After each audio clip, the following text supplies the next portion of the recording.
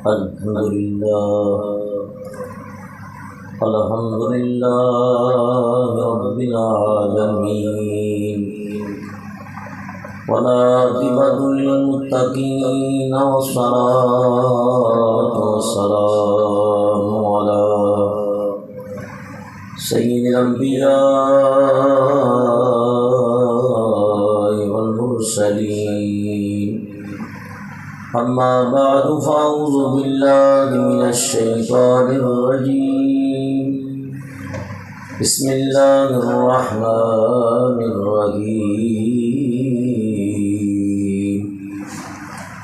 ولا تقولوا لمن يقتل في سبيل الله أموات بل أحياء ولكن لا تشعرون صدق الله العظيم وصدق رسوله النبي الكريم الأمين درود پاک پڑھ لیجیے الصلاة والسلام عليك يا رسول الله وعلى آلك وصحابك يا سيدي يا حبيب الله بآواز بلند الصلاة والسلام عليك يا رحمة للعالمين وعلى آلك وصحابك يا شفيع المذنبين حمد و ثنا کے بعد آج کی یہ ماہانہ درس قرآن کریم کی محفل انجمن محبت اہل بیت و صحابہ پاکستان کے زیر انتظام منعقد ہے۔ تہہ دل سے شکریہ ادا کرتا ہوں انجمن کے اراکین و اہل خانہ اور تمام حاضرین مجلس۔ اللہ تعالیٰ اس محفل کا انعقاد کرنا اپنی بارگاہ میں قبول فرمائے اور ہم سب کو اللہ تعالیٰ اپنے پیارے محبوب علیہ السلام کی سچی محبت اور پکی غلامی عطا فرمائے۔ آواز کھول کے رکھنا ہے انشاءاللہ۔ مختصر وقت کے اندر شہادت کے موضوع کے اوپر گفتگو ہوگی۔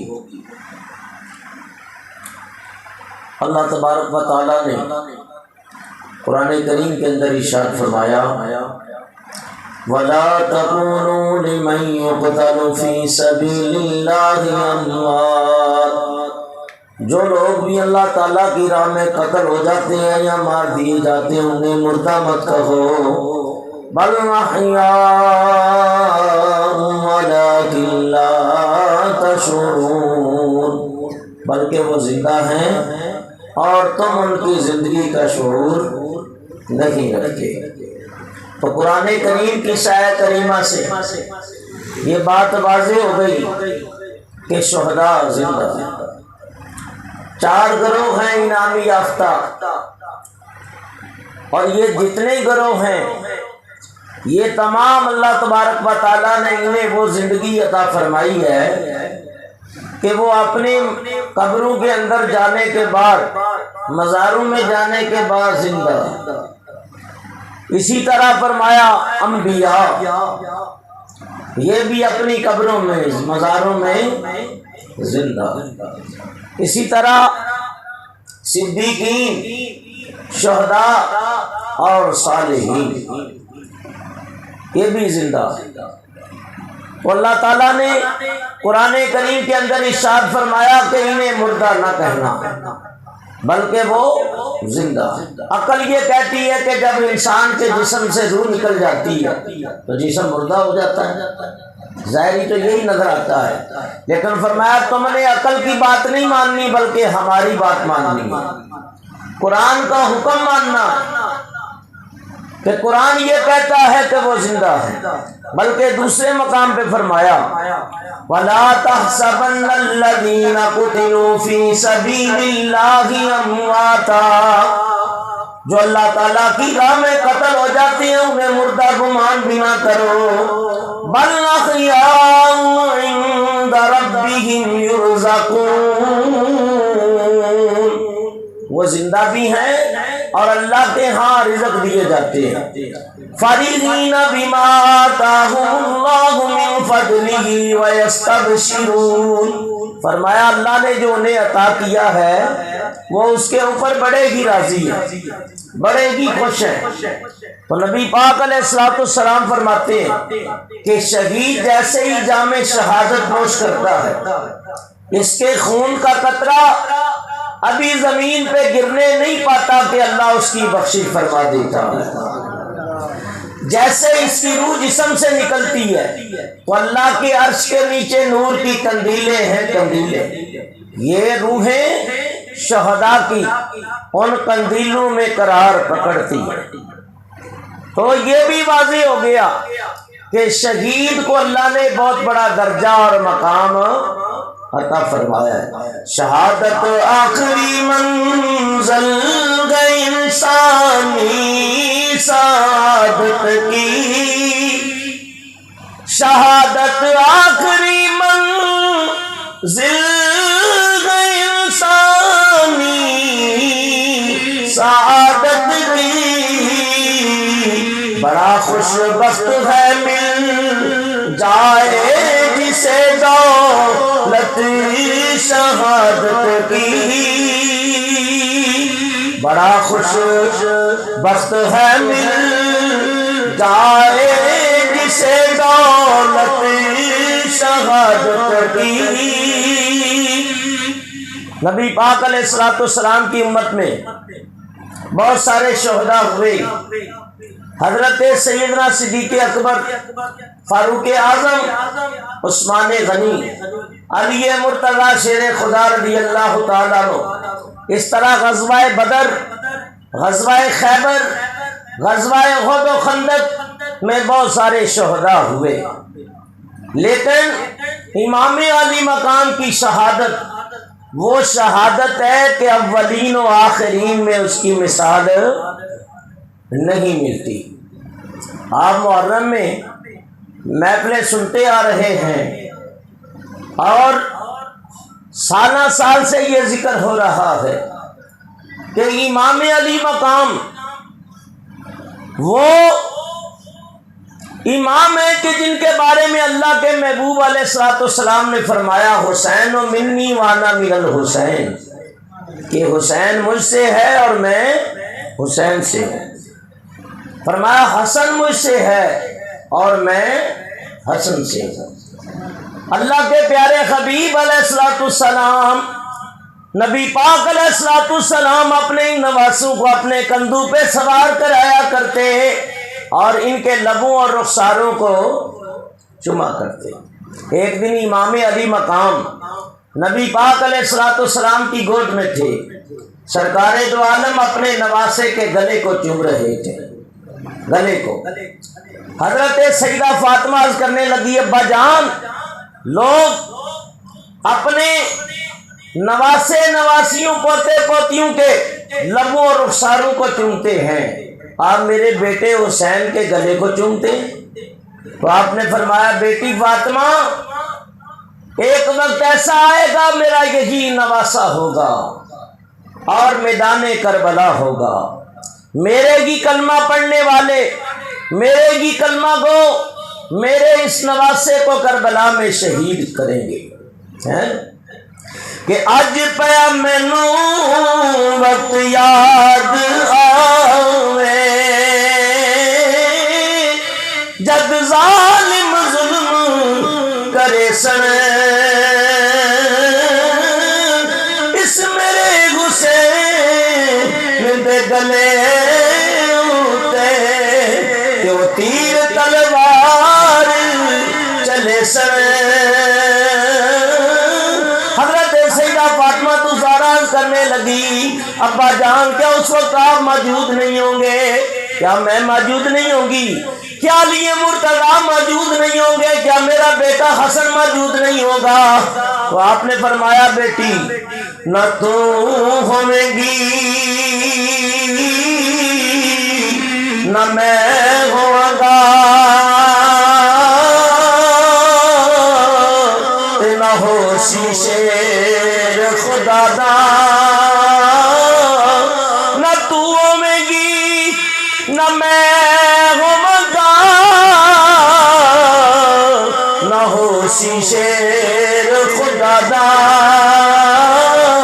ایک زینب روندی ہو سی جڑا تک سی حال درادا۔ سرکار دو عالم صلی اللہ علیہ وسلم نے ارشاد فرمایا بیٹی زہری میں بھی دنیا سے رخصت ہو جاؤں گا، شیر خدا بھی اللہ کی بارگاہ میں پہنچیں گے، اور ایک میرا بیٹا حسین ہوگا، دوسری اس کی مظلوم بہن زینب ہوگی۔ تو وہ دردناک منزل حضرت ام سلمہ فرماتی ہیں کہ جیسے ہی ایک شہزادہ دنیا میں آیا، حضرت ام فضل فرماتی ہیں میں نے ایک خواب دیکھا، بڑا ہی ڈراؤنا اور بڑا ہی بھیانک خواب دیکھا۔ نبی پاک کی بارگاہ میں حاضر ہوئی، چاچی کہنے لگی اے اللہ کے نبی میں نے بڑا عجیب خواب دیکھا ہے۔ آپ فرمانے لگے ام فضل بتاؤ تو صحیح۔ عرض کی آقا بڑا ہی ڈراؤنا اور بھیانک ہے۔ فرمایا کچھ تو بتاؤ تاکہ اس کی تعبیر دیکھی جا سکے۔ عرض کی یا رسول اللہ کے جسم اقدس کا ایک حصہ علیحدہ کر کے میری گود میں رکھ دیا گیا ہے۔ اللہ کے محبوب مسکرا پڑے اور فرمایا چاچی تمہیں مبارک ہو، تیرا خواب بڑا ہی مبارک ہے۔ ان قریب میری بیٹی فاطمہ کے گھر ایک بیٹا پیدا ہوگا اور وہ تیری گود میں دیا جائے گا۔ جس طرح میرے آقا نے فرمایا تھا اسی طرح پھر نواسہ حسین کی ولادت ہوئی۔ اور جبریل جبرائیل آتانی، حضور فرماتے ہیں کہ جبریل میرے پاس آئے، مجھے میدان کربلا کی مٹی لا کے دی اور ساتھ اللہ کی طرف سے مبارکبادی بھی دی اور یہ پیغام بھی سنایا کہ ایک وقت ایسا آئے گا دشت نینوا پہ آپ کا یہی نواسہ آپ کی امت کے ہاتھوں شہید ہوگا۔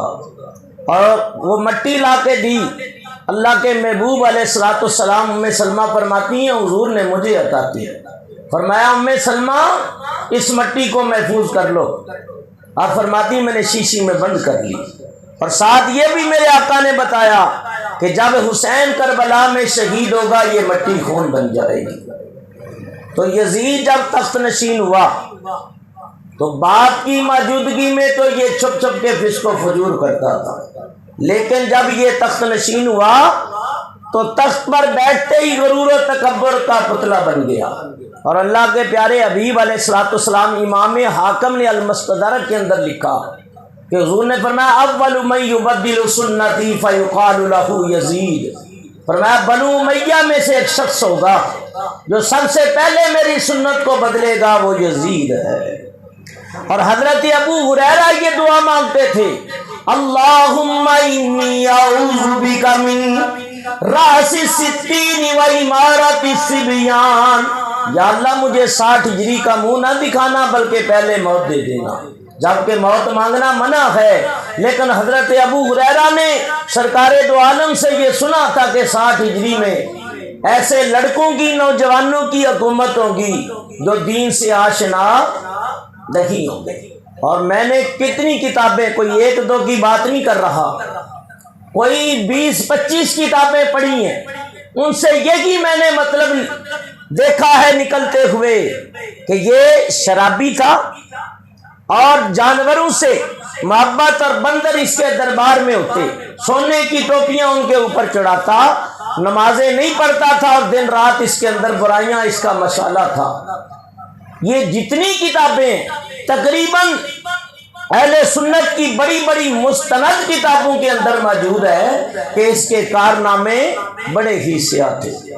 جب یہ تخت نشین ہوا تو یہ تخت کے اوپر بیٹھتے ہی ایسا مغرور ہوا، ایسا متکبر ہوا کہ غرور و تکبر کا پتلا بن گیا۔ اور یہ اقتدار، یہ حکومت، یہ کرسی، یہ تخت بعض اوقات انسان کو افراط و تفریط کا شکار کر دیتا ہے۔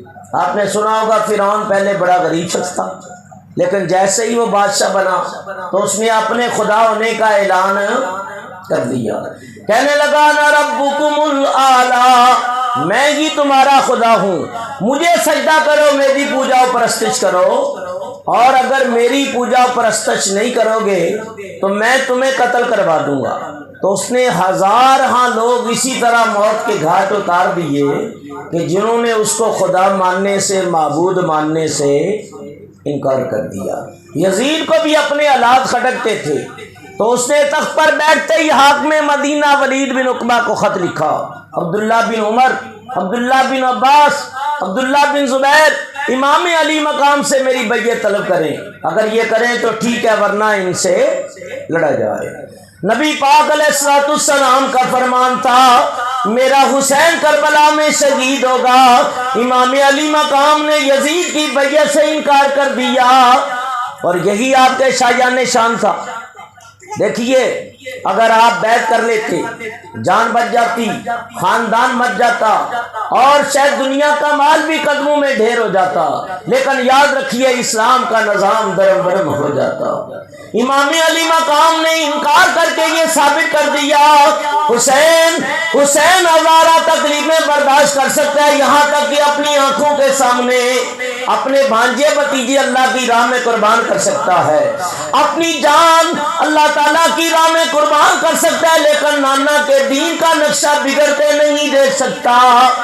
آپ نے اپنے عمل سے اپنی بلندی کردار کا ثبوت پیش کیا اور لوگوں کو بتایا کہ مردان حق کی شان یہی ہوا کرتی ہے کہ وہ راہ خدا میں جان دے دیتے ہیں، باطل کے سامنے ڈر جاتے ہیں، گولیاں اور تیر کھا لیتے ہیں، لیکن اپنی جان کی پرواہ نہیں کرتے۔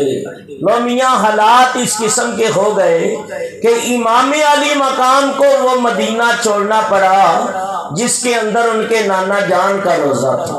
اللہ اللہ، یہ وہی مدینہ جس کے لیے لوگ دور دراز سے سفر کرتے ہیں، اپنے عزیز و اقربا کی جدائی کو برداشت کرتے ہیں، کاروبار کو بند کرتے ہیں، وہی مدینہ چھڑایا جا رہا تھا کس سے؟ جو خود مدینے کا وادی تھا۔ حسین کی اس وقت کیا کیفیت ہوگی؟ مزار مصطفیٰ پر شام ہوتے ہی امام آئے، مزار مصطفیٰ پر شام ہوتے ہی امام آئے، اجازت کی خاطر آخری کلمے سلام آئے۔ اشکبار آنکھوں کے ساتھ نانا کی بارگاہ میں سلام پیش کیا اور اجازت طلب کی۔ ماں فاطمہ الزہرا کی قبر انور کے اوپر جنت البقیع میں حاضر ہوئے، اپنے عزیز و اقربا کو جمع کیا اور فرمایا کہ میں اب یہاں رہنا نہیں چاہتا۔ آپ کے عقیدت مندوں نے کہا آپ ہمارے سردار ہیں، جو حکم دیں گے تعمیل کریں گے۔ آپ مکے سے، مدینے سے نکلے اور مکہ آ گئے۔ مکہ کیوں آئے تھے؟ اللہ فرماتا ہے وَمَن دَخَلَهُ كَانَ آمِنًا، جو حرم میں آ گیا وہ اللہ کی امان میں آ گیا، کیونکہ حرم میں رہتے ہوئے لڑائی جھگڑا کرنا منع، حرام ہے۔ یہاں تک کہ اگر حالت احرام ہے تو مکھی اور مچھر تک مارنا ناجائز، حرام اور ممنوع ہے۔ آپ نے سوچا میں تو ان کے نبی کا نواسا ہوں، یہاں آپ اللہ اللہ کروں گا، اپنی عبادت کروں گا اور زندگی کے دن پورے کر جاؤں گا۔ آپ مکہ المکرمہ تشریف لائے، لیکن ادھر سے اہل مکہ کی چٹھیاں آنا شروع ہو گئی کہ ہمارا کوئی امام نہیں، ہمارا کوئی حاکم نہیں، آپ تشریف لائیں، ہم آپ کے باپ علی مرتضیٰ کے چاہنے والے ہیں، ہم محبان علی ہیں، محب اہل بیت ہیں، ہم آپ کے بھائی حسن مجتبیٰ کی عقیدت مند ہیں، ہم آپ کو اپنا امام برحق تسلیم کرتے ہیں۔ آپ تشریف لائیں تاکہ آپ کے دستے اپرس کے اوپر بیٹھ کر کے آپ کی رہنمائی میں اپنی زندگی کے دن گزاریں۔ اور کچھ خطوط اس طرح کے بھی چٹھیاں تھیں کہ دیکھیے اگر آپ تشریف نہیں لاتے تو مجبوراً یزید کی بیعت کریں گے، کیونکہ ہم حکومت وقت کا مقابلہ نہیں کر سکتے، نہ ہمارے پاس فوجیں ہیں نہ ہتھیار ہیں۔ تو کل اگر خدا تعالیٰ نے پوچھا تم نے یزید جیسے نالائق کی بیعت کر لی تو ہم کہہ دیں گے مولا ہم نے تیرے نبی کے نواسے کو بلایا۔ مال و جان قربان کرنے کا یقین دلایا، لیکن انہوں نے ہماری دعوت کو ٹھکرا دیا، تشریف لائے نہیں۔ حضرت امام علی مقام نے اپنے چچا زاد بھائی حضرت امام مسلم کو روانہ کیا، خط لکھ دیا، مہر لگا دی اور فرمایا میرے بھائی اہل کوفہ کے اس طرح خطوط اور چٹھیاں پہنچی، تم وہاں جاؤ، بچشم خود وہ حالات ملاحظہ کرو، یہ کس طرح ایک ایسے آئے، لمبا چوڑا تاریخ کا باب ہے، برکیف حضرت امام مسلم کوفے میں پہنچ گئے، اور پہلے ہی دن اہل کوفہ نے بڑی ہی محبت کا مظاہرہ کیا، 18,000 کوفیوں نے بیعت کر لی، 18,000 آپ کے مرید ہو گئے اور موٹی موٹی قسمیں کھائیں۔ حضرت امام مسلم نے دیکھا آگے پیچھے دوڑتے ہیں، ہاتھ چومتے ہیں، جوتیاں اٹھاتے ہیں، دن رات دعوتیں ہو رہی ہیں، تو آپ نے سوچا کہ میں جب آیا ہوں تو ان کی محبت اور عقیدت کا عالم یہ ہے کہ جب امام آئیں گے تو پھر ان کی محبت کا عالم کیا ہوگا۔ آپ نے خط لکھ دیا، ادھر سے قاصد خط لے کے روانہ ہوا، ادھر سے جو قضاء و قدر کے احکام جاری ہو چکے تھے وہ کیا رنگ دکھاتے ہیں کہ چند یزیدی کوفے میں رہتے تھے، انہوں نے یزید کو خط لکھا کہ تو خواب غفلت میں ہے، تیرے خلاف 18,000 سے بڑھ کے 40,000 کی تعداد ہو چکی ہے اور موٹی موٹی قسمیں کھا کے بیعت کر چکے ہیں اور تجھے پتہ ہی نہیں۔ تو یاد رکھ اگر تو نے اس محاذ کو نہ توڑا تو یہاں سے وہ طوفان اور سیلاب اٹھے گا جو تیرے اقتدار کو تنکے کی طرح بہا کے لے جائے گا۔ تو آپ سمجھتے ہیں اقتدار بڑی پیاری چیز ہوتی ہے۔ یزید کو جب خطرہ محسوس ہوا تو اس نے ایک بڑا ظالم اور جابر قسم کا انسان تھا، عبید اللہ ابن زیاد، اسے ابن مرجانہ بھی کہتے ہیں، اس کو کوفے کا گورنر بنایا، یہ بصرے کا گورنر تھا، کہا تجھے کوفے کی گورنری بھی دیتا ہوں، وہاں پہنچ اور حالات ہموار کر، اختیارات عام لے کے۔ اس نے حکم دے دیا تھا اگر قتل بھی کرنا پڑے تو دریغ نہ کرنا۔ تو یزید کو بہت سارے لوگ بری ذمہ قرار دیتے ہیں، تو یہ کیسے ہو سکتا ہے؟ چلو اگر ان کی بات مان لی جائے کہ یزید کا اس میں کوئی ہاتھ نہیں تھا، لیکن حاکم شام تو تھا، جن لوگوں نے امام پاک کے ساتھ زیادتی کی ان کو قصاص میں ان کی پکڑ کر سکتا تھا کہ نہیں کر سکتا تھا؟ گرفت کر سکتا تھا کہ نہیں کر سکتا تھا؟ ان کو عہدوں سے معزول کر سکتا تھا یا نہیں؟ اس نے کچھ بھی نہ کیا، لہذا نتیجہ یہ نکلا کہ اہل بیت نبوت کے افراد کو بڑی بے دردی کے ساتھ قتل کیا گیا۔ حضرت امام مسلم گرفتار کر کے ابن زیاد کے دربار میں پہنچا دیے گئے۔ ابن زیاد کہنے لگا ہے مسلم تو نے اپنے آپ کو مجرم ثابت کر دیا ہے، بس ایک ہی صورت ہے تیری جان بخشی کی کہ تو یزید کی بیعت کر اور وعدہ کر حسین ابن علی بھی یزید کی بیعت کریں گے، ورنہ نہ تیری خیر ہے نہ ان کی خیر ہے۔ آپ فرمانے لگے ہو ابن زیاد سن، جہاں تک خیر کا تعلق ہے تو خیر ہی خیر ہے، یہ نہیں ہو سکتا کہ ہم یزید کی بیعت کریں۔ اس نے جلادوں کو حکم دیا انہیں دارالعمارت کی چھت کے اوپر لے جایا جائے اور ان کا سر کاٹ کر ان کی لاش کو دارالعمارت سے نیچے اس زور سے گرایا جائے کہ ان کی ہڈیاں چکنا چور ہو جائیں۔ امام مسلم نے جیسے ہی جلاد آگے بڑھے آپ نے ایک نظر اہل کوفہ کے اوپر ڈالی، کیونکہ دارالعمارت کھچا کھچ بھرا ہوا تھا۔ فرمایا دیکھو اہل کوفہ تم نے اچھا نہ کیا، لیکن میری 3 باتوں پہ عمل کرنا۔ جب میں اللہ کی راہ میں شہید ہو جاؤں میری لاش کو نیچے پھینک دیا جائے، اٹھا کے کسی مناسب مقام پہ دفن کر دینا، اور میرے ہتھیار فلاں فلاں سے میں نے قرض لیا ہے، میرا گھوڑا اور ہتھیار بیچ کے میرا قرض ادا کر دینا۔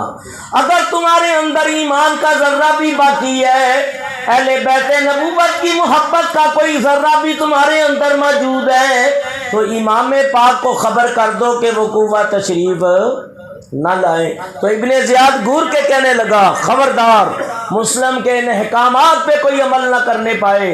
کہا تیری لاش کو ہم نہیں دفنائیں گے بلکہ تشہیر گلی کوچوں میں پھرائیں گے، تیرے ہتھیاروں کو میں اپنے سپاہیوں میں تقسیم کروں گا، اور حسین بن علی کو کیوں روکے؟ انہیں تو بلانا، معاذ اللہ انہیں بھی بغاوت کا مزہ چکھانا ہے۔ جلاد پکڑ کے لے گئے، آپ نے 2 رکعت نماز پڑھنے کی مہلت مانگی، بے دینوں نے وہ بھی نہ دی۔ آپ نے اپنا سر انور حجاز مقدس مکہ المکرمہ مدینہ المنورہ کی طرف کر لیا اور رو پڑے اور کہنے لگے اے میرے آقا حسین، میرے حال کی تمہیں خبر کون دے؟ وہ لوگ سمجھے کہ یہ ڈر گیا ہے۔ آپ فرمانے لگے میں اس لیے نہیں روتا کہ موت سے ڈر گیا ہوں۔ کہا مسلم نے میں روتا نہیں، رونا تو اس کا ہے، حسین بن علی کو میں نے خط لکھ کر بلایا ہے، چلا دنیا سے میں وہ قابض سے اب چلنے والے گئے، کہ رونا اس بات کا کہ احکام میں قضا کب ٹلنے والے ہیں، مجھے آتا ہے رونا اس قیامت خیز منظر پر، مصیبت آئے گی میری بدولت حال اطہر پر۔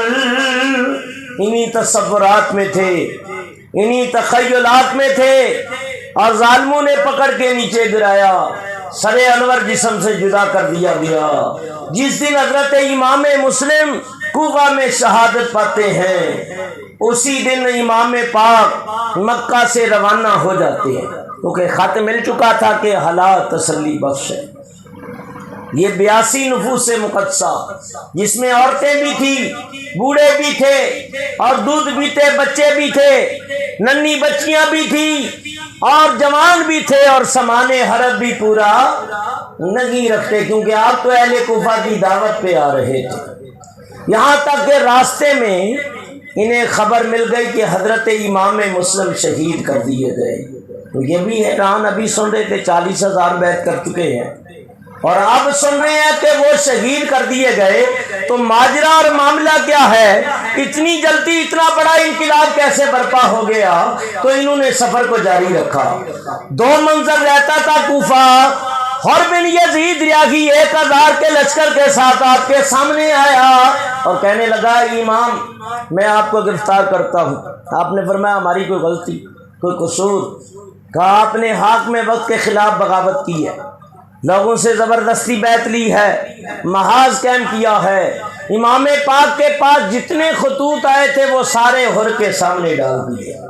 وہ کہنے لگا امام اس وقت میں آپ کو جانے نہیں دے سکتا، رات ہو جانے دے، جب رات ہو جائے تو آپ یہاں سے نکل جائیں، کیونکہ اگر اس وقت میں نے چھوڑا تو ابن زیاد میرے اوپر مصیبت کر دے گا، وہ کہے گا جان بوجھ کے تم نے دشمن کو جانے کا موقع دے دیا تو وہ میرے اوپر مصیبت کر دے گا، تو آپ رات ہو جانے دیں اور رات کو آپ نکل جائیں، صبح میں آپ کا تعاقب نہیں کروں گا اور کہوں گا پتہ نہیں وہ رات کہاں چلے گئے، ہم نے ان کا پیچھا نہیں کیا، پھر جو ہو گیا دیکھے جائے گا۔ آپ نے فرمایا بہت اچھا، لو بھائی یہ رات آ گئی، ابن زیاد کے کچھ سپاہی سو گئے اور سو رہے تھے، امام پاک نے اپنے قافلے کو حکم دیا روانگی کا، واپس چلو۔ ساری رات یہ چلتے رہے، ساری رات صبر کرتے رہے، ساری رات چلنے کے باوجود جیسے ہی صبح ہوئی وہ پھٹی تو آپ نے دیکھا کہ جس مقام سے چلے تھے اپنے آپ کو وہیں موجود پایا، اور کہنے لگا حضرت آپ گئے نہیں؟ آپ فرمانے لگے ہم چلے تو گئے تھے لیکن جانے کے باوجود بھی جا سکے نہیں۔ وہ کہنے لگا حضرت کوئی بات نہیں، آج رات چلے جائے۔ لو دوسری رات آ گئی، دوسری رات صبر کرتے رہے، تیسری رات صبر کرتے رہے، 3 راتیں صبر کرنے کے باوجود خدا کی قدرت کے جلوے دیکھو، یہ جس مقام سے چلتے تھے صبح ہوتے ہی اپنے آپ کو وہیں موجود پاتے تھے۔ چوتھا دن ہو گیا، امام علی مقام نماز فجر ادا فرما کے آپ بیٹھے ہوئے تھے، ایک مسافر جا رہا تھا، کہا جانے والے راگی بتا اس جگہ کا نام کیا ہے؟ اس نے کہا صاحب اس کا نام ہے کربلا۔ لفظ کربلا کا سننا تھا۔ امام پاک فرمانے لگے سچ کہا تھا نانا جان نے حسین کربلا میں شہید ہوگا۔ یہ تو ہماری شہادت گاہ ہے، اور خیمے لگانے کے لیے لکڑیاں گاڑنے کے لیے کھڈے جو کھودے گئے تو وہاں سے تازہ خون نکلا۔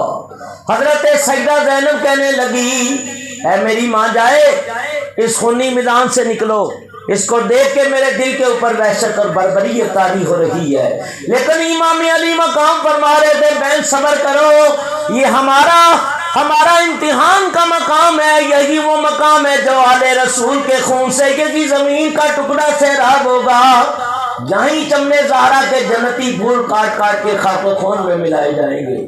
یہی ہم نے جام شہادت نوش کرنا ہے، یہی ہماری آخری آرام گاہ بنے گی۔ تو 3 محرم الحرام کو اترنے والا قافلہ خیمے لگا دیے گئے، اور یہ صبر و رضا سے بیٹھ گئے۔ یہ لوگ مدینہ سے مکہ آئے تھے اور تقدیر انہیں کربلا میں لائی تھی، اور اب قیامت تک انہوں نے کربلا والا کہلانا تھا۔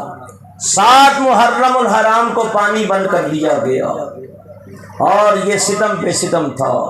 حاکم کا حکم یہ تھا کہ پانی بشر پیے، حاکم کا حکم یہ تھا کہ پانی بشر پیے، اونٹ پیے، گھوڑے پیے، اہل ہنر پیے، سب پیے، چرند و پرند پیے، منع تم نہ کیجیو، ایک فاطمہ کے لال کو پانی نہ دیجیو۔ پانی بھی کن کا بند کیا؟ جو ساقیے کوثر کے نواسے تھے۔ اللہ اللہ، نبی پاک کی آنکھوں کے تارے تھے۔ اور 9 محرم الحرام کو یزیدی لشکر میں نکارے بجے، گویا یہ اعلان جنگ تھا۔ امام پاک فرمانے لگے انہیں کہہ دو 1 رات کی مہلت اور دے دی جائے۔ انہوں نے مان لی۔ شب عاشور کی رات آ گئی، آپ نے اپنے عزیزوں کو جمع کیا۔ امام فرما رہے تھے اے میرے عزیزوں، میں تمہارے اوپر بڑا ہی راضی ہوں، بڑا ہی خوش ہوں۔ تم نے مدینے سے مکہ سے کربلا تک میرا ساتھ دیا ہے۔ رات کی تاریکی میں ایک سواری لے کے یہاں سے نکل جاؤ۔ یہ میرے خون کے پیاسے ہیں، ان کی پیاس میرے خون سے بجھ جائے گی۔ جب امام یہ فرما رہے تھے تو آپ کا کوئی ساتھی بھی جانے کے لیے تیار نہ ہوا، اور سب کہہ رہے تھے اے امام اس نازک وقت میں ہم آپ کا ساتھ چھوڑ دیں تو کل اللہ کے حبیب کو کیا منہ دکھائیں گے؟ کل اگر سرکار دو عالم صلی اللہ علیہ وسلم نے پوچھا کہ تم نے اپنی جان کو میرے بیٹے حسین کی جان سے زیادہ عزیز سمجھا؟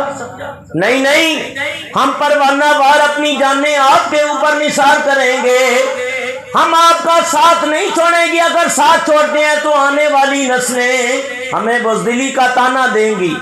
آپ نے فرمایا سنو، دیکھو اگر حسین کے ساتھ رہنے کا ارادہ کر لیا ہے تو پھر صبر و تحمل کے پہاڑ بن جاؤ، صبر و تحمل کے ایسے پہاڑ بن جاؤ۔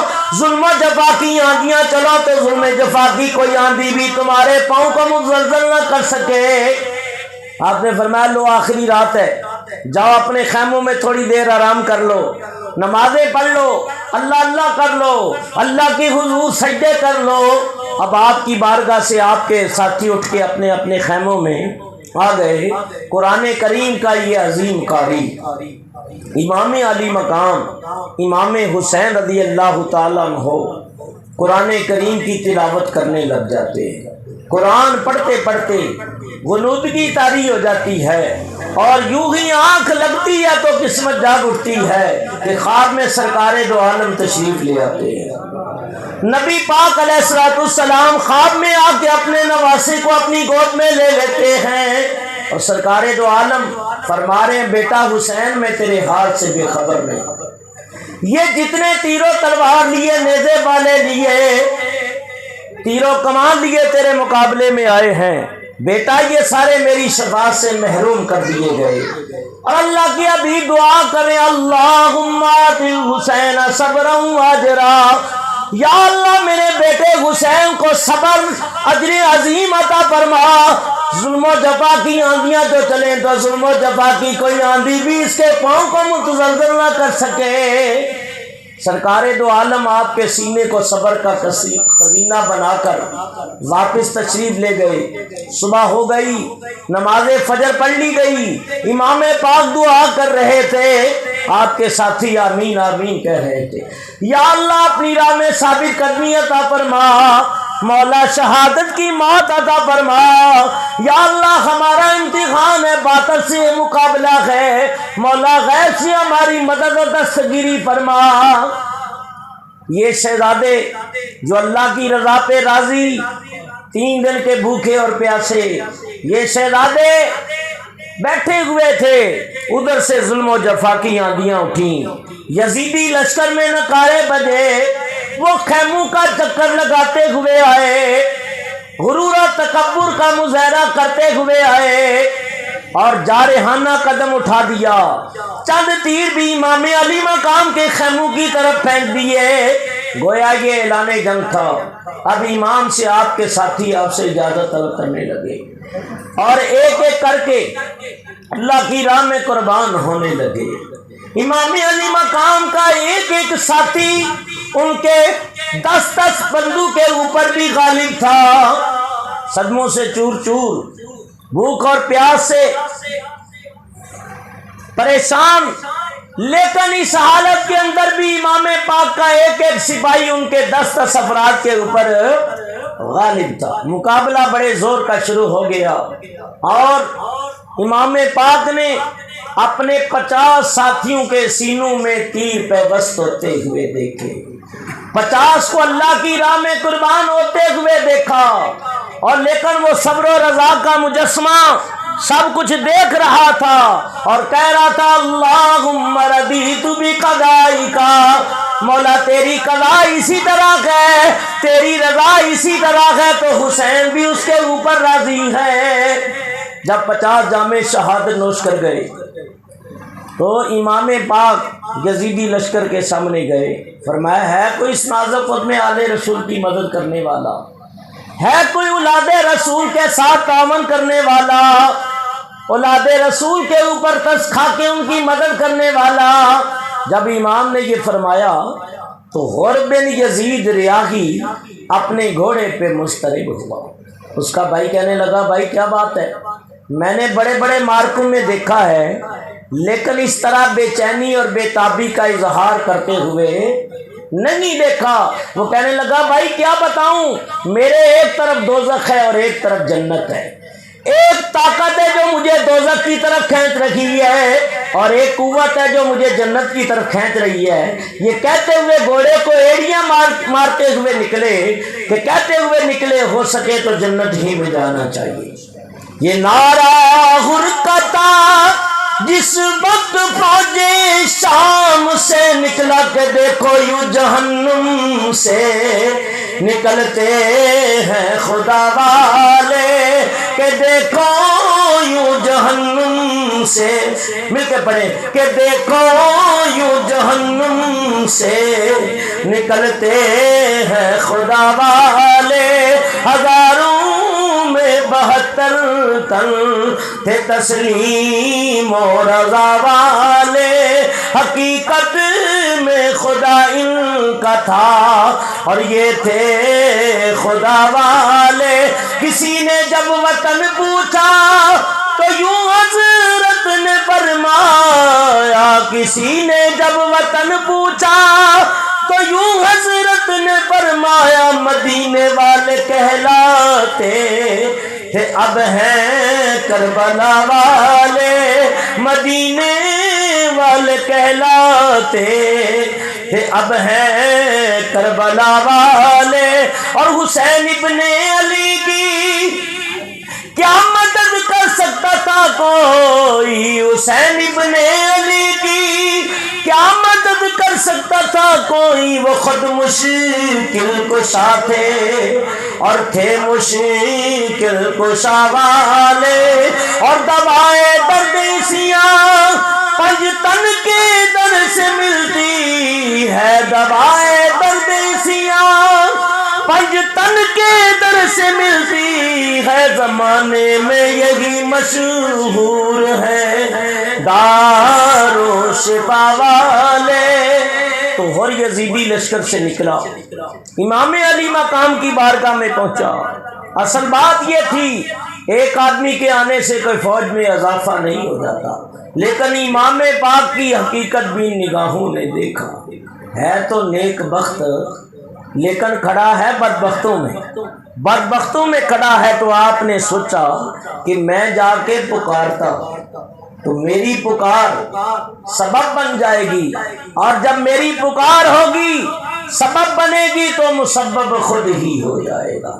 تو آپ نے جا کے پکارا، آپ کی ایک پکار نے خور کے لیے جنت کی راہوں کو ہموار کر دیا، اور کہنے لگا حضرت دعا کریں اللہ میری پچھلی خطاؤں کو معاف کرے، اب میں آپ کے اوپر اپنی جان قربان کرنے جا رہا ہوں، اگر میں اپنی جان آپ کے اوپر نثار کر دوں تو قیامت کے دن آپ کے نانا کی شفاعت ملے گی۔ آپ نے فرمایا انشاءاللہ۔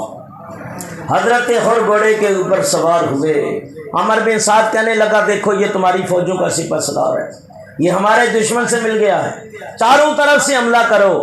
حضرت خور کا حملہ کیا تھا، کہہ رہے خدا کا جو یزیدیوں کے اوپر نازل ہو چکا، آپ کی تلوار ان کے جسموں سے آر پار ہو رہی تھی، لاشوں کی انبار لگا دیے گئے، یہاں تک کہ حضرت خور بھی لڑتے لڑتے جام شہادت نوش کر جاتے ہیں۔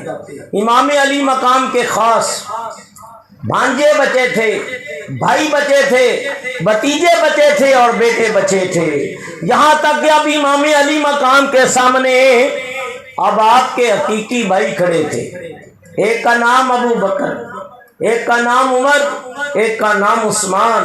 علی مرتضیٰ نے سیدہ فاطمہ الزہرا کے بعد تقریباً 8 نکاح کیے یکے بعد دیگرے، اور 18 بیٹے اور 18 بیٹیاں ہوئی ہیں۔ یہ 3 نام ابو بکر و عمر عثمان، یہ آپ کی زوجہ ام البنین کے بدن سے 4 شہزادے تھے، جن میں حضرت عباس بن علی بھی ہیں۔ تو ابو بکر و عمر عثمان نام کا رکھنا اس بات کی بیان دلیل ہے کہ علی مرتضیٰ کو ابو بکر سے بھی بڑی محبت تھی، فاروق اعظم سے بھی بڑی محبت تھی، عثمان غنی سے محبت تھی۔ تو آج تم لوگ صرف حسین کا ذکر کر کے علی کے دوسرے بیٹوں کا ذکر نہیں کرتے، تو یہ ناانصافی ہے، عقل مندی نہیں ہے۔ تو یاد رکھا کرو کہ حضرت ابو بکر و عمر عثمان سے علی مرتضیٰ کو پیار تھا، تبھی اپنے بیٹوں کا نام ان کے نام پہ رکھا ہے۔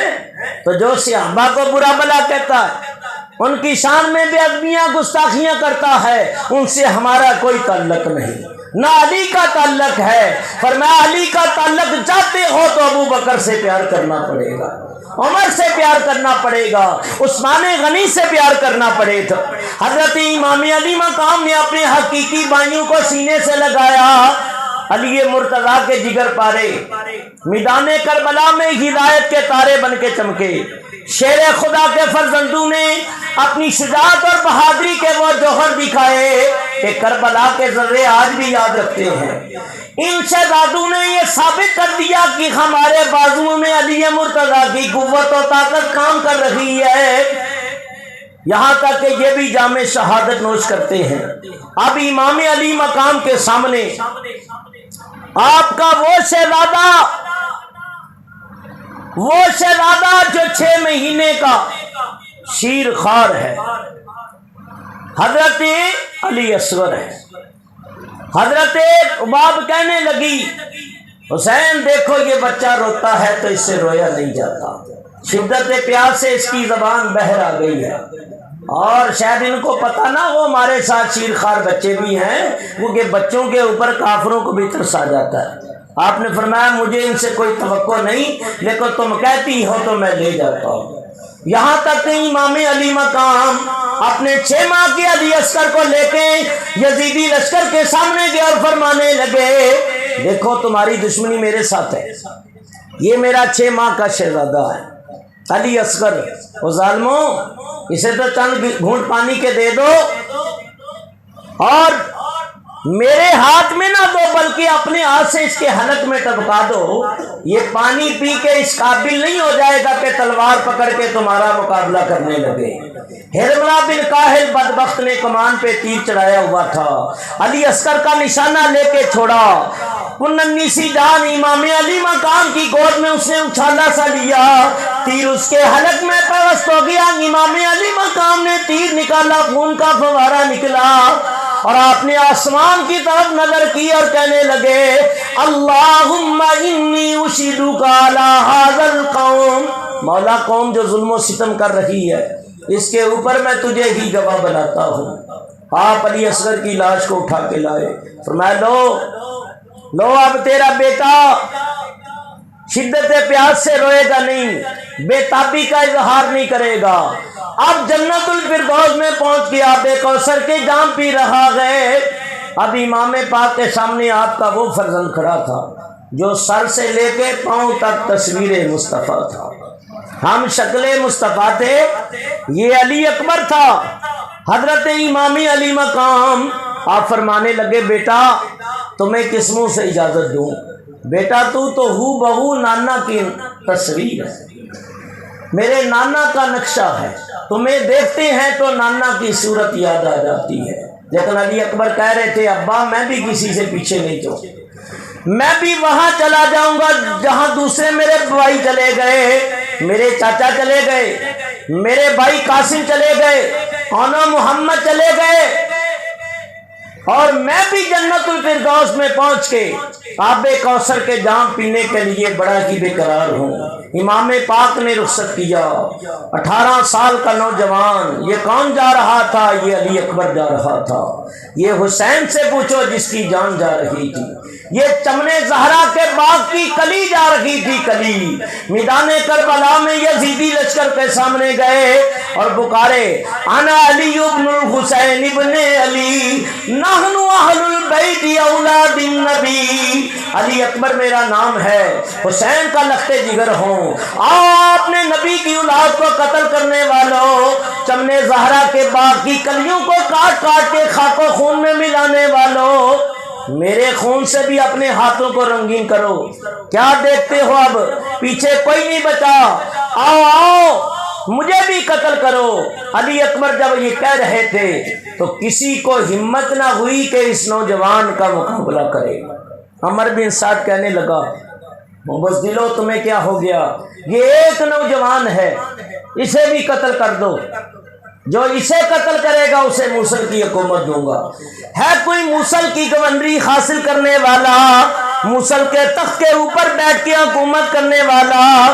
جب اس خبیث نے یہ کہا تو طارق بن شیس کے دل میں حوث نے چٹکیاں لی کہ قسمت آزمائی کر دیکھو شاید موصل کی حکومت مل جائے، تو وہ علی اکبر کا نشانہ لے کے گھوڑے کے اوپر سوار ہو کے آیا۔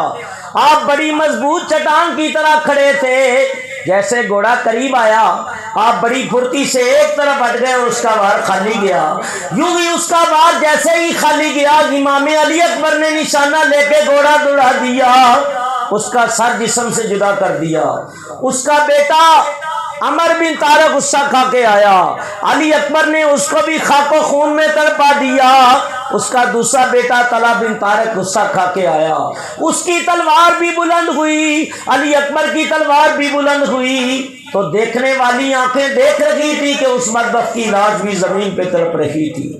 تین کو واسطہ جہنم کرنے کے بعد خیموں کا رخ کرتے ہیں، امام پاک نے دیکھا میرا علی اکبر آ رہا ہے، آگے بڑھے اور فرمانے لگے بیٹا کیا بات ہے؟ ابا میں نے 3 بہادروں کو قتل کر دیا، اگر پانی کا ایک پیالہ مل جائے تو میں ان سب کو جہنم میں پہنچا دوں۔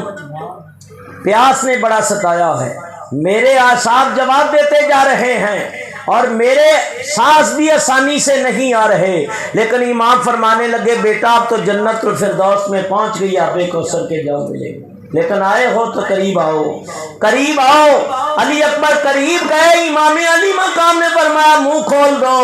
جیسے ہی کھولا تو آپ نے اپنی سوکھی زبان علی اکبر کے منہ میں ڈال دی اور فرمانے لگے لو اپنے باپ کی سوکھی زبان چوس لو، شاید تجھے آب کوثر کے مزے آ جائیں۔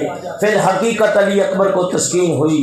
پھر یزیدی لشکر کا مقابلہ ہوا، 80 کوفیوں کو واصل بجہنم کیا اور زخموں سے چور چور، گھوڑے سے گرے اور پکارے ادرکنی یا بتا، ادرکنی یا بتا، اے ابا سنبھالو تمہارا علی اکبر جا رہا ہے، تمہارا علی اکبر گر رہا ہے۔ ظالموں نے سر انور کو جسم سے جدا کر دیا۔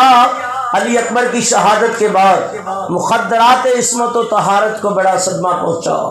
سیدہ زینب کہنے لگی او بدبختو، تم نے تو نبی کریم کا نقشہ بھی مٹا ڈالا، ان ظالموں کو زمین کربلا پہ تصویر مصطفیٰ نہیں بھائی، اس کو بھی خاک و خون میں ملا دیا۔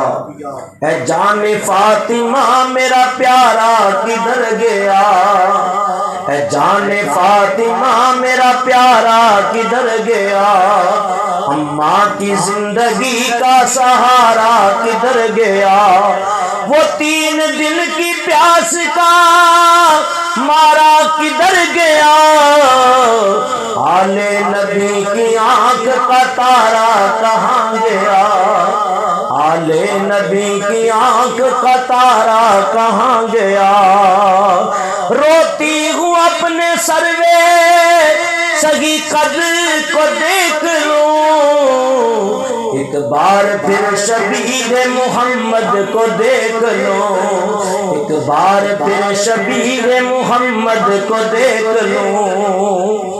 آپ نے علی اکبر کی لاش کو لا کے علی اصغر کے قریب رکھ دیا۔ یہ جا بجا زمین کربلا کے اوپر سیدہ فاطمہ الزہرا کے جنتی پھول کھلے ہوئے تھے۔ زمین کربلا پر فاطمہ کے پھول بکھرے ہیں، زمین کربلا پر فاطمہ کے پھول بکھرے ہیں، شہیدوں کی خوشبو ہے کہ سب جنگل مہکتا ہے۔ کہیں حضرت قاسم پڑے تھے، کہیں اونا محمد پڑے تھے، کہیں علی اکبر پڑے تھے، اور کہیں وہ معصوم کلیبی پڑی تھی جو ابھی کھلنے نہ پائی تھی۔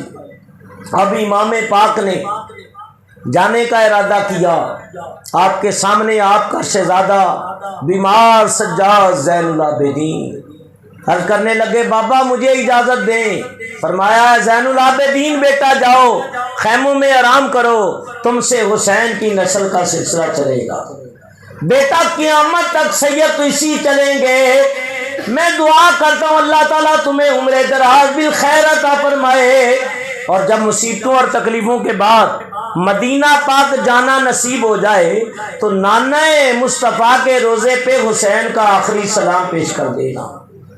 آپ نے اپنے بیٹے زین العابدین کو سینے سے لگایا، باطنی خلافت عطا فرمائی، نعمت باطنی سے سرفراز کیا، اور نبی کریم کا امامہ سر پہ رکھا، سرکار دو عالم کی دستار نبوت اپنے سر پہ رکھی، اپنے بھائی حسن مجتبیٰ کا پٹکا کمر پہ باندھا، اپنے باپ علی مرتضیٰ کی تلوار ذوالفقار ہاتھ میں لی۔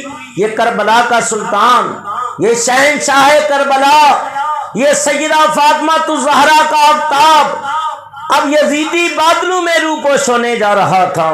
سب کچھ اللہ تعالیٰ کی راہ میں قربان کر کے اب خود بھی قربان ہونے جا رہا تھا۔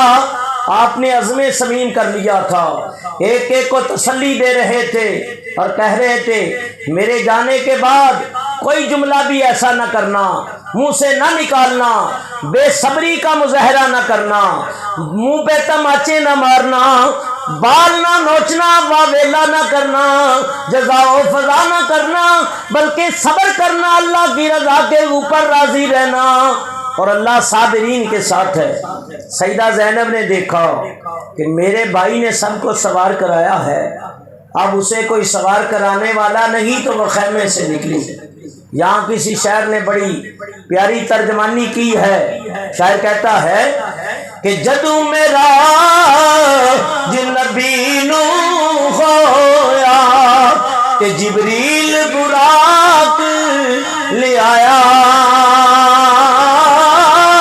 جدوں خیبر والحیدر چلیا کہ نبی پاک نے آپ چڑھایا، اج کوئی نہیں واہ پکڑن والا کہ جدوں وار حسین دیا خیمے وچوں نکلی بی بی زینب، اس برقع منہ تے پایا، پکڑ رکھا گھوڑے دیا کے لے چڑمڑی دیا جایا۔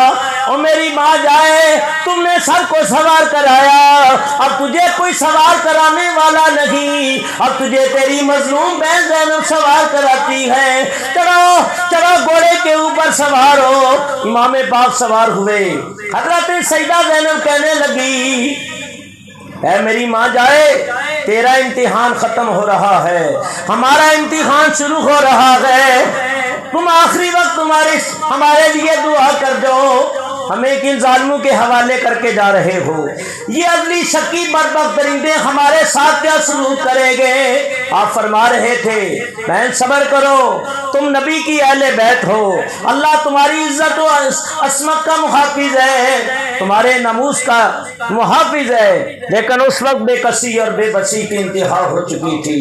امام علی مقام آپ گھوڑے کے اوپر سوار ہو کے یزیدی لشکر کے سامنے گئے اور فرمانے لگے دیکھو میں کون ہوں، میں راکب دوش پیغمبر ہوں، میں تمہارے نبی کا وہ نواسا ہوں جس کا تم کلمہ پڑھتے ہو، میں وہی حسین ہوں جس کے بارے میں اللہ کے حبیب فرماتے تھے الحسن والحسین سیدہ شباب اہل الجنہ، حسن و حسین جنتی نوجوانوں کی سردار ہے، اور فرمایا کرتے تھے حسن و حسین دنیا و آخرت میں میرے پھول اور میری خوشبو ہیں، میں وہی حسین ہوں، نماز کی حالت میں نانا کی پشت پہ سوار ہو جاتا تھا، وہی آ جاتی تھی اے حبیب اپنے سجدے کو لمبا کر دو، میں وہی حسین ہوں جب ماں فاطمہ الزہرا کی گود میں ہوتا تھا، رو پڑتا تھا بچپن کے عالم میں، اللہ کی حبیب فرماتے تھے بیٹی فاطمہ حسین کو رونے نہ دیا کرو، اس کے رونے سے مجھے تکلیف ہوتی ہے، جب میرے ماں مشفق ماں کی گود میں میرا رونا اللہ کی حبیب کو گوارا نہیں تھا، اب جب مجھے قتل کرو گے، میرے خون سے اپنے ہاتھوں کو رنگین کرو گے، میں نے تمہارے بچوں کو قتل نہیں کیا، میں نے تمہارا کچھ نہیں بگاڑا، ایک مومن کو قتل کرنا خام خواہ اپنے آپ کو جہنمی بنانا ہے، میں تو تمہارے نبی کا نواسا ہوں۔ قرآن تم پڑھتی ہو ان الذین یؤذون اللہ ورسولہ لعنہم اللہ فی الدنیا والآخرہ وأعد لهم عذابا مہینا، بلا شک و شبہ جو اللہ اور اس کے رسول کو اذیت و تکلیف پہنچاتے ہیں دنیا و آخرت میں ان کے اوپر اللہ کی لعنت ہے، اور ایک مومن کو قتل کرنا اپنے آپ کو جہنمی بنانا ہے۔ انہوں نے شور و غل کر دیا اور دنیا کے لالچ کے حوث کی پٹیاں ان کی آنکھوں پہ بندھی جا چکی تھی، بدبختی ان کے اوپر غالب آ چکی تھی، جہنم ان کے مقدر میں لکھی جا چکی تھی، انہوں نے شور و غل کر دیا ہم تیری تقریر سننے کے لیے نہیں آئے، بس یزید کی بیعت کریں ورنہ لڑنے کے لیے تیار ہو جائیں۔ آپ فرمانے لگے میں نے حجت قائم کرنی تھی کر دی، کہ کل یہ نہ کہہ سکو مولا ہمیں نہیں پتا تھا تیرے نبی کا نواسا ہے، تلواریں میان سے نکال لی، تیر کمانوں پہ چڑھا لیے، نیزو کے رخ سیدھے کر لیے، آپ نے تلوار ذوالفقار لے کے ان کا مقابلہ کرنا شروع کر دیا، آپ کی تلوار ان کے جسموں سے آر پار ہو رہی تھی اور ان کے سر کٹ کٹ کے اس طرح گر رہے تھے جیسے موسم خزاں میں درختوں کے پتے۔ یہ تلوار امام علی مقام کے ہاتھوں میں آج بھی وہی جوہر دکھا رکھی تھی جو اس نے خیبر میں دکھائے تھے، بدر میں دکھائے تھے۔ علی مرتضیٰ کی ہاتھوں میں ہوتی تھی، چلتی تھی تو غیر سے آوازیں آتی تھی، لا فتح الا علی لا سیف الا ذوالفقار، علی جیسا کوئی نوجوان نہیں اور ذوالفقار جیسی کوئی تلوار نہیں۔ لاشوں کے انبار لگا دیے گئے، ظالموں نے مار مار کے آگ کو بھی لہو لہان کر دیا، تیروں کی بارش کر دی گئی۔ امام علی مقام آپ کے جسم نازنین کے اوپر سینکڑوں کی تعداد میں تیر پیوست ہوئے، نبی کا نواسا زخمی کر دیا گیا، اس کے پھول جیسے جسم کو زخمی کر دیا گیا، اس کے پھول جیسے جسم کو چھلنی کر دیا گیا۔ ایک تیر جو آیا تو آپ کے ماتھے پہ لگا، یہ بوسہ گاہ مصطفیٰ تھی۔ اللہ اللہ نبی کریم علیہ السلام اس ماتھے کی بوسے لیا کرتے تھے۔ ظالم نے نیزہ مارا، آپ زمین کربلا کے اوپر تشریف لے گئے، گھوڑے سے گرے اور آپ نے اپنے چہرے کے اوپر ہاتھ پھیر کے دیکھا تو اب اور ہی منظر تھا۔ اللہ کی حبیب فرماتے ہیں جب مومن مسلمان دنیا سے جاتا ہے تو حد نگاہ تک فرشتے ہی فرشتے ہوتے ہیں، صالحین کی روحیں آ جاتی ہیں اور اللہ کے فرشتے آتے ہیں، وہ بیٹھا زمین پہ لیٹا زمین پہ ہوتا ہے لیکن جنت اس کی نظروں کے سامنے ہوتی ہے۔ امام علی مقام نے یوں ہی ہاتھ پھیر کے دیکھا تو اب منظر اور ہی تھا، سامنے نبی کریم کی روح مبارک علی مرتضیٰ فاطمہ الزہرا حسن مجتبیٰ کی روحیں مجسم ہو کے آ چکی تھی، سارے پردے ہٹ چکے تھے، حجابات ہٹ چکے تھے اور وہ کہہ رہے تھے حسین ہماری طرف دیکھو، ہم تمہیں لینے کے لیے آئے ہیں۔ شمر لعین، خولہ بن یزید، سنان بن انس، یہ بڑے بڑے بدبخت آگے بڑھے۔ شمر امام علی مقام کی چھاتی کے اوپر چڑھ گیا، جب آپ نے اس کے سینے پہ کوڑ کا داغ دیکھا فرمایا شمر ہٹ جا میرے سینے سے، سچ کہا تھا نانا جان نے، کوڑی کتا ہے جو میری اہل بیت کے خون میں منہ ڈالتا ہے، شمر وہ تو ہی ہے۔ لوگ اللہ کے حضور سجدہ کر رہے ہیں، جمعہ کا ٹائم ہے، میرے سر کو بھی جسم سے اس وقت جدا کرنا جب میرا سر اللہ تعالیٰ کے حضور جھکا ہوا ہو۔ آخری بار پانی پینے کی خواہش نہیں کی، گھر والوں سے ملنے کی تمنا آرزو نہیں کی، بلکہ یہی تمنا تھی کہ آخری وقت میرا سر جھکے تو اللہ کے حضور جھکے۔ شمشیر بکف قاتل ہو کھڑا اور کوئی رہے سجدے میں پڑا، شمشیر بکف قاتل ہو کھڑا اور کوئی رہے سجدے میں پڑا، کہتی ہے زمین کرب و بلا اس شان پر سجدہ کیل نہیں، سجدے تو سب نے کیے مگر اس کا نیا انداز ہے، اس نے وہ سجدہ کیا جس پر خدا کو ناز ہے۔ ظالموں نے سر انور کو جسم سے جدا کر دیا، انا للہ و انا الیہ راجعون۔ آپ کی سواری، آپ کا گھوڑا، اس نے آپ کے خون میں اپنے ماتھے کو رنگین کیا، خیموں کی طرف دوڑا اور پاس آ کے اپنا سر زمین پہ مارنے لگا۔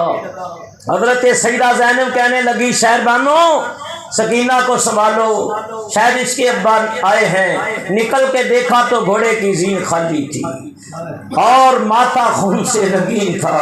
یہ عنوان تھا امام علی مقام کی شہادت کا، یہاں تک کہ جس کے دوپٹے کو کبھی غیر محرم نے نہ دیکھا، چادر سر کے اوپر ڈالی، میدان کربلا میں اپنے بھائیا کی خبر لینے جا رہی تھی، القصہ گرتی پڑتی گئی فوج کے قریب، آیا نظر نہ اس کو فاطمہ زہرا کا ماجبی، چلائی راہ دو اور دشمنان نے دی، یہ ابن فاطمہ ہے میں زہرا کی دائی ہوں، دیدار آخری کی تمنا میں آئی ہوں، وہ ظالم بے دین کہنے لگے اب تو کس کو دیکھے گی، اب تو ان کا سر بھی جسم سے جدا کر دیا گیا۔ قاتل تو اس طرف سرے پاک لے چلا، تڑپا زمین پہ بدنے شاہ کربلا، طبلِ ظفر بجانے لگے دشمن خدا، غل پڑ گیا شہید ہوا ابن مرتضیٰ۔ کھیتی علی کی کٹ گئی، بستی اجڑ گئی، پردیس میں حسین سے زینب بچھڑ گئی۔ خون میں نہائی ہوئی لاش اب تو پہچانی بھی نہیں جاتی تھی۔ ناگہاں بہن کو آیا نظر لاشا امام، بغلوں میں ہاتھ ڈال کے لپٹی وہ تشنا کام، رکھ کر کٹے گلے پہ گلا یوں کیا کلام، اپنی کہی نہ میری سنی ہو گئے تمام، ہائے ہائے میرے آتے ہی بیداد ہو گئی، تم ہو گئے شہید میں برباد ہو گئی۔ وہ سیدہ سکینہ وہ ماں سے ہاتھ چھڑا کے گرتی ہوئی غش کھاتی ہوئی آئی اور کہنے لگی تھی ابا جان کہاں، پھپھو جان کہاں ہو؟ آواز آئی بیٹی سکینہ ادھر آ، تیرے ابا یہاں پڑے ہیں اور تیری مظلوم پھوپھی تیرے ابا کے پاس بیٹھی ہوئی ہے۔ ظالموں نے نکارے بجائے اور لاشوں کے اوپر گھوڑے دوڑائے، گویا وہ یہ ثابت کرنا چاہ رہے تھے کہ ہم نے فتح حاصل کر لی، لیکن خدا کی قسم ان کی ایسی شکست ہو چکی تھی جو قیامت تک کسی کی نہیں ہوگی۔ حضرت سیدہ زینب رات کے ٹائم بھائی کی لاش کے قریب آئی، رخ مدینہ المنورہ کی طرف کر لیا اور پکارے واہ حسین واہ غریبا یا محمد و یا رسول اللہ۔ عرب والے تقلید میں یوں ہی کہا کرتے ہیں یا رسول اللہ یہ آپ کا حسین پڑا ہوا ہے، یہ عباس پڑے ہوئے ہیں، ان کے اعضاء کٹے ہوئے ہیں، یہ بے گور و کفن زمین کربلا کے اوپر چمن زہرا کے پھول لہلہا رہے ہیں۔ آپ کہہ رہی تھی اے میری ماں جائے، اب تو مدینہ بھی یہاں سے بڑا دور ہے، سر میرے کوئی دوش نہ دینی، او میرے بھائیا سر میرے کوئی دوش نہ دینی، تے پین تیری مجبور کتھوں لیا وقفن میں تیرا، تے تو شہر مدینہ دور ہے۔ آخر میں یہی کہوں گا، واقعہ آگے طویل ہے، 1.5-2 گھنٹے کا اور واقعہ ہے، لیکن یہ مختصر 1 گھنٹے کا پروگرام ہوتا ہے۔ آخر میں یہی کہوں گا اے نبی کے نواسے، جس مقام سے تو گھوڑے سے گرا اور گرتی ہوئی امت کو سنبھالا، قیامت تک عاشق اہل بیت وہاں آنسوؤں کے نذرانے پیش کرتے رہیں گے۔ یاد رکھو نہ یزید رہا، نہ زیاد رہا، نہ شمر و خولی، سنان انس رہا، ظالم سب چلے گئے، ان کے نام تک مٹ گئے، حسین آج بھی زندہ ہے۔ نہ یزید کا وہ ستم رہا، نہ زیاد کی وہ جفا رہی، جو رہا تو نام حسین کا جسے زندہ رکھتی ہے کربلا۔ خاک میں مل گئے ارادے یزید کے، لہرا رہا ہے آج بھی پرچم حسین کا۔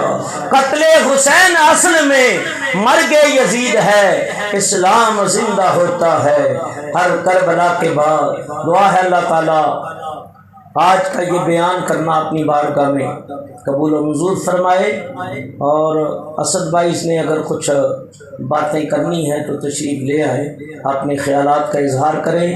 یہ ہر مہینے انجمن محبت اہل بیت و صحابہ کے زیر تمام یہ محفل ہوتی ہے، خصوصی تعاون بھی کیا کریں، اس میں تشریف لایا کریں۔ سب سے بڑا تعاون آپ کا کہ آپ کا تشریف لانا ہے۔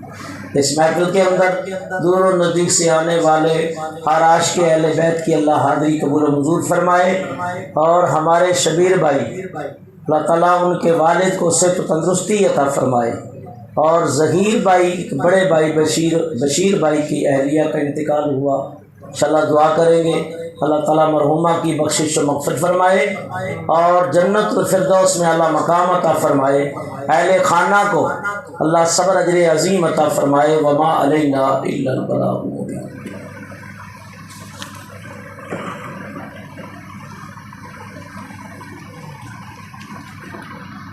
ماشاء اللہ، سبحان اللہ، بہت ہی احسن طریقے سے مفتی صاحب ہمارے رہنمائی فرما رہے تھے۔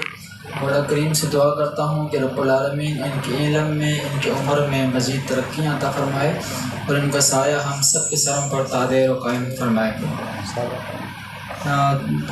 زیادہ ٹائم نہیں، مختصر سا 1-2 منٹ آپ کے لوں گا میں، اور مزید پہلے بھی ٹائم زیادہ ہو چکا ہے۔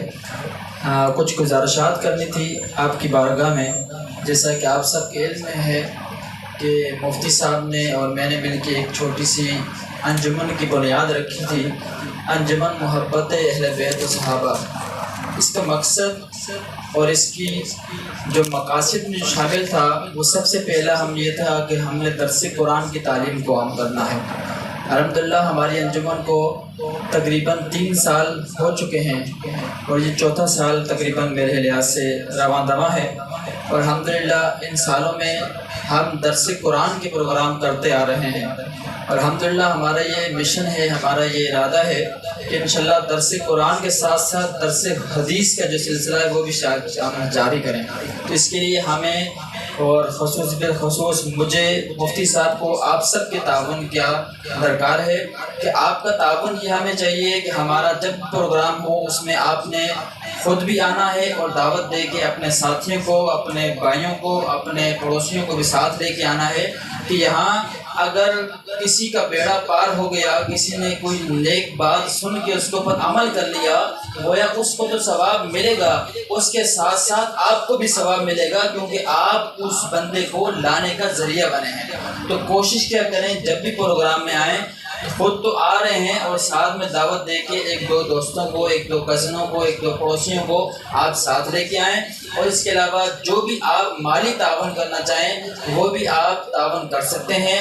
آج جو ہے نا رسید بک بھی میں لے کے آیا ہوں، شبیر بھائی کو دوں گا، آپ شبیر بھائی کو بھی دے سکتے ہیں فنڈ کے لحاظ سے، جو بھی آپ اپنی خوشی سے درس قرآن میں، درس حدیث میں یا کسی بھی نیک کام میں آپ فنڈ دینا چاہیں آپ دے سکتے ہیں، اور فنڈ دینے کے ساتھ ساتھ آپ اپنی رسید بھی لازمی حاصل کریں۔ صحیح ہے، بس یہ چند گزارشات تھیں۔ انشاءاللہ ہمارے درس قرآن کی محفل ہر مہینے کی انگریزی 15 تاریخ کو ہوتی ہے، تو اس لیے ہم نے 15 دن رکھی ہے تاکہ انگلش تاریخ جو ہے سب کو یاد رہتی ہے۔ آج کل ہماری کمزوری سمجھیں یا ہمارے دین سے دوری سمجھیں کہ ہمیں اسلامی تاریخیں یاد نہیں رہتی، لیکن ہمیں انگریزی تاریخیں یاد رہتی ہیں کہ آج انگریزی کون سی تاریخ ہے۔ تو اسی بنسبت سے میں نے 15 تاریخ انگریزی رکھی ہے تاکہ ہم سب کو یاد رہے کہ انگریزی 15 تاریخ کو ہمارے درس قرآن کی محفل ہوتی ہے۔ اس میں آپ نے خود بھی آنا ہے اور اپنے ساتھ ساتھ کم سے کم 2 صاحب بھائیوں کو ساتھ لے کے آنا ہے۔ انشاءاللہ لے کے آئیں گے نا سارے؟ انشاءاللہ پاک ہم سب کو عمل کی توفیق عطا فرمائے۔ مصطفیٰ جان رحمت پہ لاکھوں سلام، شمع بز میں ہدایت پہ لاکھوں سلام، آسیوں عملو دامن مصطفیٰ، آسیوں عملو دامن مصطفیٰ، پڑھو رب کی رحمت لاکھوں سلام، مصطفیٰ جان رحمت لاکھوں سلام، وہ ہمارے نبی ان کے ہم امتی، وہ ہمارے نبی ان کے ہم امتی، امتی تیری قسمت پہ لاکھوں سلام، مصطفیٰ جان رحمت لاکھوں سلام، الصلاۃ والسلام عليك يا رسول الله الصلاة والسلام عليك يا حبيب الله الصلاة والسلام عليك يا نبي الله وعلى آلك وصحبك